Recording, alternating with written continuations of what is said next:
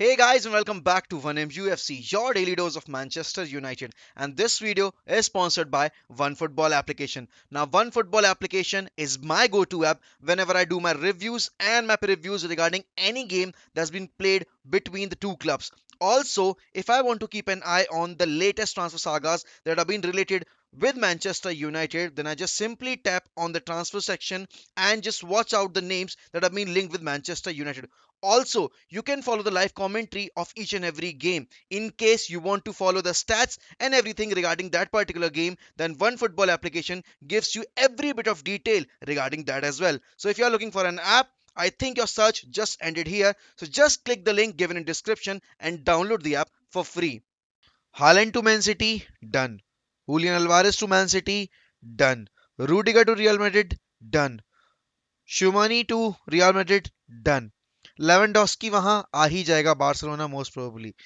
यहां Liverpool 80 million दे रही है स्ट्रेट अप फ्रंट और एडॉन्स दे रही है डार्विन न्यूनेस के लिए. और मेरा क्लब बना हुआ है इंटरेस्टेड एफसी, पर्सनल टर्म से ग्रीड एफसी, लौड़ा एफसी, लेसन एफसी, ग्लेजर्स की चाटेंगे एफसी, बैठ के हिलाएंगे एफसी. जितने भी पॉसिबल चीजें हो सकती हैं वो सारी यूनाइटेड कर रही है हरकतें, सिवाय प्लेयर साइन करने के. हम सबको पता है यूनाइटेड इस सीजन कितना खराब खेली. यूनाइटेड में इतने प्लेयर्स जाने वाले हैं. पॉल पॉग्बा फ्री एजेंट के तौर पे गए हैं, जेजे लिंगार्ड फ्री एजेंट के तौर पे गए हैं, युआन माटा फ्री एजेंट के तौर पे गए हैं, नमैनिया मैटिच फ्री एजेंट के तौर पे गए हैं, एडिनसन कवानी फ्री एजेंट के तौर पे गए हैं. उसके साथ ही साथ आपके एरिक बाई जा सकते हैं, फिल जोन्स जा सकते हैं, एक्सेल ट्वांजे भी जा सकते हैं. उसके साथ ही साथ आपके एंथनी मार्शल जा सकते हैं और इक्का दुक्का और भी प्लेयर जा सकते हैं. जब इतने प्लेयर आपके जा रहे हैं और आपके पास फर्स्ट 11 में खिलाने के लिए क्वालिटी प्लेयर्स हैं नहीं, नया मैनेजर आ चुका है, तब भी आप एक साइनिंग अभी तक कर नहीं पाए. साइनिंग छोड़ो, अभी तक आपने एक भी प्लेयर के लिए कॉन्ट्रैक्ट ऑफर रखा भी नहीं है सामने वाली पार्टी की टेबल पे. फ्रेंकी डियोंग के बारे में न्यूज आ रही थी कि फ्रेंकी डियोंग के लिए डील पुश कर रही है मैनचेस्टर यूनाइटेड और एक ऑफिशियल बिड तैयार कर रही है. कहां है वो ऑफिशियल बिड? समंदर में डूब के मर गई क्या? और दूसरी चीज ये कि हम सबको पता है कि इस पॉइंट ऑफ टाइम पे यूनाइटेड को नंबर 9 की कितनी जरूरत है. अब एक तरफ मार्क ऑडिगन कह रहे हैं कि भाई लिवरपूल जा तो रही है डार्विन न्यूनेस के लिए, लेकिन मुझे लग रहा है कि यूनाइटेड के पास ज्यादा अच्छा मौका है इस डील को स्नैच करने का, क्योंकि उनको ज्यादा जरूरत है. भाई डार्विन न्यूनेस का पहले ही आइडिया क्लियर है कि उसको चैंपियंस लीग फुटबॉल खेलनी है, तो वो क्यों यूनाइटेड आएगा? और अगर बेनफिका को स्ट्रेट अप फ्रंट उतना अमाउंट मिल जाएगा जितना वो डिमांड कर रहे हैं, तो फिर यूनाइटेड चाहे कितना भी लेकर जाए उससे क्या फर्क पड़ रहा है? क्योंकि अगर डिमांड मीट हो रही है क्लब की, और अगर प्लेयर वाकई में जाना चाहता है लिवरपूल और चैंपियंस लीग फुटबॉल उसको मिलेगी. सला हम सबको पता है माने जा रहे हैं, ठीक है ना, जोटा उस तरह का प्लेयर है नहीं जो कि आपको as a target man regular base पर खेलकर परफॉर्मेंस डिलीवर करके दे पाए. लुइस डियास एक तरफ, सला एक तरफ, और ऑप्शन के तौर पर आपके पास दो प्लेयर ऐसे रहेंगे, जोटा, फॉर्मिनो ऑलरेडी है, और आपके पास डार्विन न्यूनेस. तो आप आराम से सिटी को पुश कर सकोगे टाइटल चार्ज के लिए. यहां पर यूनाइटेड के केस में चीजें ठीक उल्टी हो रही हैं. जिस क्लब को सबसे ज्यादा एक्टिव होना चाहिए था, जिसको बहुत पहले से प्रिपरेशन कर लेनी चाहिए थी, जिसको बहुत पहले से एक्टिव हो जाना चाहिए था मार्केट में, वो हाथ पे हाथ रखे बैठा हुआ है. उसको कोई भी मतलब नहीं है कि हमारी कॉम्पिटिटिव टीम्स क्या कर रही हैं. वहां चेल्सी ने डेम्बेले की डील वर्बली एग्री कर ली है, वो साथ ही साथ और भी डील्स एग्री करने के बारे में तैयारी कर रहे हैं. अभी तक हमने परसों न्यूज पढ़ी कि बास्तोनी आ सकते हैं, या तो यूनाइटेड आएंगे या स्पर्स आएंगे. कल बास्तोनी के एजेंट ने ये चीज बोल दी कि बास्तोनी भाई इस साल कहीं नहीं जा रहे, वो इंटर में ही रुकेंगे. तो वो दरवाजा हमारा हो गया बंद. सिवाय एक प्लेयर छोड़ के, जूरियन टिम्बर, यूनाइटेड ने इस वक्त किसी भी और प्लेयर के साथ पर्सनल टर्म्स छोड़ो, कोई भी नेगोशिएशंस भी स्टार्ट नहीं किए हैं. वहां लुल्लो पुच्चो में लगे हुए हैं हम डॉनी फ्रेंकी डियोंग के कि भाई आजा आजा आजा. अरे भाई अगर वो नहीं आ रहा है, अगर वो इंटरेस्टेड नहीं है, तो ठीक है, ऑब्सेशन खत्म करो, आगे बढ़ो. दुनिया में अकेला फ्रेंकी डियोंग की थोड़ी ना बचा हुआ है प्लेयर जो आपको उस पोजीशन पे हेल्प कर पाएगा. ठीक है, आपको जरूरत है उस चीज की, मैं मानता हूं, लेकिन हर बार ऐसा नहीं होता कि आप जिस प्लेयर को लाना चाहो वो आ ही जाए. और इतना तो लग्जरी आपके पास है भी नहीं कि आप किसी प्लेयर को इतने इस लेवल पे जाके पुश कर पाओ कि वो आपके क्लब को ज्वाइन कर ले. होगा वही बेमन से प्लेयर आएगा, अगर 100% नहीं देता है तो लौड़े लग जाएंगे हमारे सीजन भर के. और प्लस ब्लेम किसके ऊपर जाएगा? एरिक टेनहैग के ऊपर. ठीक है ना. अब ये बोर्ड लेवल पे बैठे बंदे, जॉन माटाओ, आपने रेल्फ रेनिये को सैक कर दिया. बेसिकली सैकिंग ही थी वो खुद से अपनी मर्जी से क्लब छोड़ के नहीं गए होंगे. आपने रेल रेनिक को सेक किया और उसके बाद अभी तक आपने ट्रांसफर मार्केट खुले हुए 9 दिन हो चुके हैं, ठीक है ना?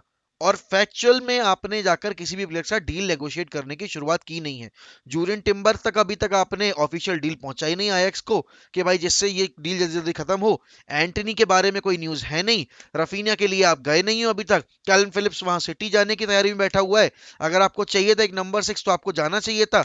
कमारा आपकी नाक के नीचे से एस्टन विला लेके निकल गई। अभी तक और किसी नंबर 6 के प्लेयर के साथ लिंक आने शुरू नहीं हुए हैं।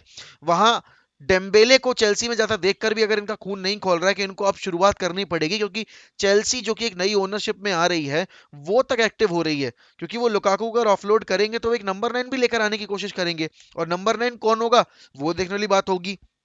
अभी इस पॉइंट ऑफ टाइम पे लिवरपूल का स्क्वाड जो ऑलरेडी इतना स्टेबल है, अगर मैं डिफेंस लाइन में बात करूं तो उनके पास वर्जिल वैन डाइक है, जोल गोमेज है, उनके पास कोनाटे है, उनके पास मैटिप है, और उनके फुल बैक एरियाज में सिमिकास है, रॉबर्टसन है, आर्नल्ड है, और मिडफील्ड उनकी अच्छी खासी है। वो फिर भी साइनिंग्स कर रहे हैं अपने स्क्वाड को इंप्रूव करने के लिए। और यहाँ पर एक हम हैं जो कि यूरोपा लीग में compete करने वाले हैं। 9 प्लेयर क्लब छोड़ के जा रहे हैं और उसके बाद भी हमें कोई घंटा फर्क नहीं पड़ रहा कि हमारा सीजन कैसे गुजरेगा। एक season champions league football miss करने पर कितना फाइनेंशियल लॉस होता है वो हमसे बेहतर कोई नहीं समझ सकता, क्योंकि चैंपियंस लीग मिले ना मिले हमारे क्लब से हमारे ओनर्स हर साल डिविडेंड निकाल के ले जाते हैं। हर साल का उनका तय है कि लीग में चाहे हम कितना भी खराब खेलें, हम बाकी कंपटीशन में कितना भी खराब खेलें, लेकिन उनके घर में जाने वाला पैसा रुकना नहीं चाहिए। अब इस पॉइंट ऑफ टाइम पे जहां आप देख रहे हो कि बार्सिलोना प्लेयर ऑफलोड करने के लिए तैयार बैठी है, आपको अभी तक एक ऑफिशियल बिड लेके चले जाना चाहिए था बार्सिलोना के पास। ऑफिशियल बिड प्रेजेंट तो करो, नेगोशिएशन शुरुआत तो करो। डार्विन न्यूनेस के लिए अगर लिवरपूल एक दिन के अंदर 6 घंटे पहले न्यूज आई और 6 घंटे में बिड तैयार भी हो चुकी है।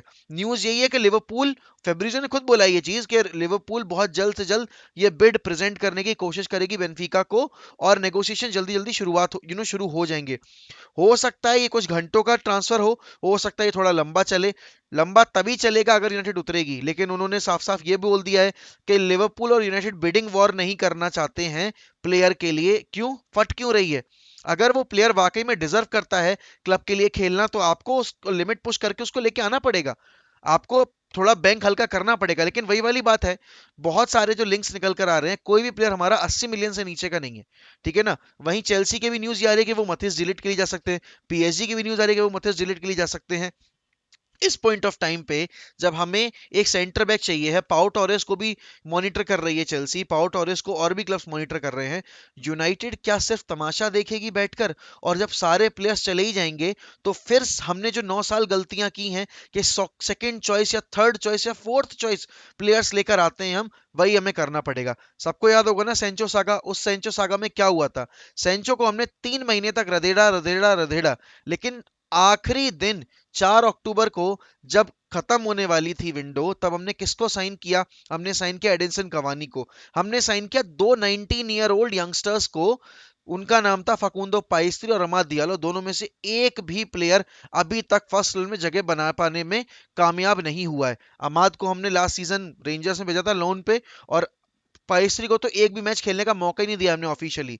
अमाद को तो चलो फिर भी डेब्यू मिल गया था अपने यूरोपा लीग के गेम में, जिसमें उन्होंने एसी मिलान के अगेंस्ट गोल भी स्कोर कर दिया था। यहाँ पर अकेडमी से आप हर एक प्लेयर उठाकर नहीं प्रमोट कर सकते। हम सबको पता है कि जेम्स गार्नर के पास अच्छी अपॉर्चुनिटी है, क्योंकि नॉटिंघम फॉरेस्ट प्रमोट होकर आई है, तो वो वहां जाकर अपनी ब्रांड अपनी फुटबॉल कैरी कर सकते हैं एक और सीजन के लिए। वहां उन्हें प्रीमियर लीग एक्सपीरियंस भी मिलेगा। हो सकता है यूनाइटेड में रहकर उनको फर्स्ट इलेवन में खेलने का इतना रेगुलर टाइम बेसिस पे मौका ना मिले। बास्तोनी मना हो गए हैं, टिम्बर का नामो निशान नहीं है, फ्रेंकी डियोंग का अभी कोई अता पता नहीं है। अगर डार्विन न्यूनेस उधर जा रहे हैं तो नंबर 9 कौन आएगा? अगर हम चाह ही रहे हैं तो हम लाउतुरो मार्टिनेज के साथ जाके नेगोशिएट कर सकते हैं। हम जाकर जॉनथन डेविड के साथ नेगोशिएट कर सकते हैं। गेब्रियल हीजस को मना सकते हैं, भाई वो भी तो सिटी छोड़ने की कगार पे बैठा हुआ है। चलो ठीक है, मैं कह रहा हूं कि वो नहीं आएगा, बट नेगोशिएट करने का ट्राई तो करो। अगर मैं तो कह रहा हूँ टीमो वर्नर को लेकर आओ भाई। मैं I am a huge टीमो Werner fan. Not, देखो बहुत सारे लोग उसको ट्रोल करेंगे, लेकिन भाई उसका वर्क रेट इतना अननोटिस जाता है। सोचो टीमो वर्नर अलोंग साइड रोनाल्डो, भाई सोने पे सुहागा हो जाएगा। जिस तरह के सेकंड स्ट्राइकर की रोनाल्डो को जरूरत है, वो सेकंड स्ट्राइकर हो सकते हैं टीमो वर्नर।